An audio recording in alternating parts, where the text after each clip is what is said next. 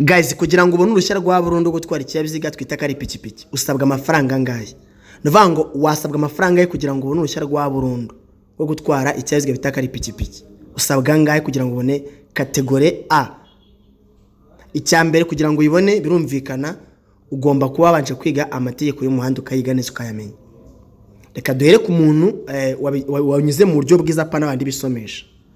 Ubundi iyo ugiye kwiga mu ishuri gushyira amafaranga 50,000 byo kwiga neza amategeko y'umuhanda byose birimo no kwiyandikisha n'ibindi. Ubwo warapatanye ko nunatsindwa uzasubiramo n'urugero wenda bara 50 ave mu nzira, ayo 50 ya pozwari.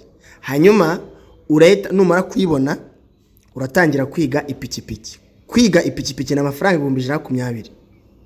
Ubwo niba nibeshye ayisaba amafaranga 170.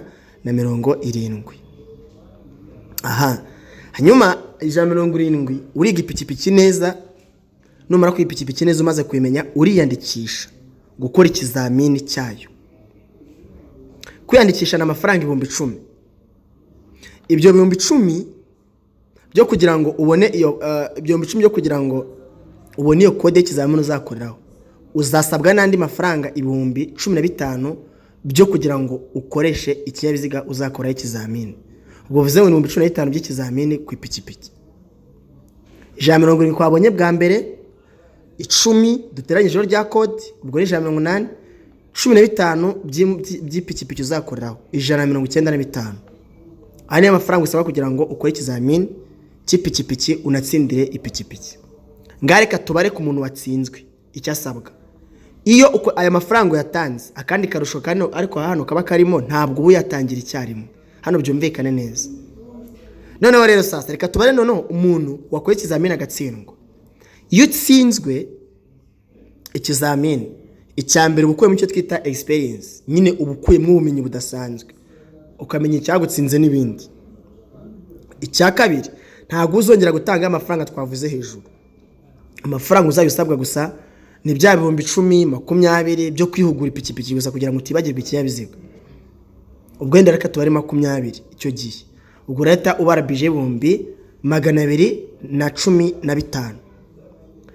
Ubwo rero tugiye kuhita twongera no ya perime twitsindira tukayirotira. Perime kwirotira birumvikana perime ya mbere na amafaranga 50,000. Ubwo bije y'ipikipiki uyibare mu mafaranga 265. Kugira ngo ubone kategori ya A umuntu cifate mu biganza byawe usaga 265. So ndizeranga musonikiye neza. Ikindi narenzaho uruhushya cyangwa se urwego A kugira ngo ruhabwe bisaba ko wabonye pozwa birumvikana. Ikindi usabwa kuba wujuje imyaka 18. Ikindi narenzaho uruhushya rwa A wemere kuruheraho mu gihe wabonye pozwa ukanahera no kuri B cyangwa ugahera kuri F. Izi nizo kategori zitangirwaho bwa mbere. Agatangwa imyaka 18 ku muntu ifite akora kategori A na B yemere guhitamo imwe ashaka muri izo.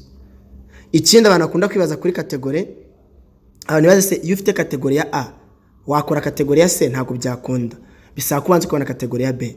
Ako ufite B wakora kategori ya C cyangwa se ugakora kategori ya A ukuyemo kategori ya D1 ndetse na kategori y'imyezike ikurana E, ariko ibindi byose wabikorera.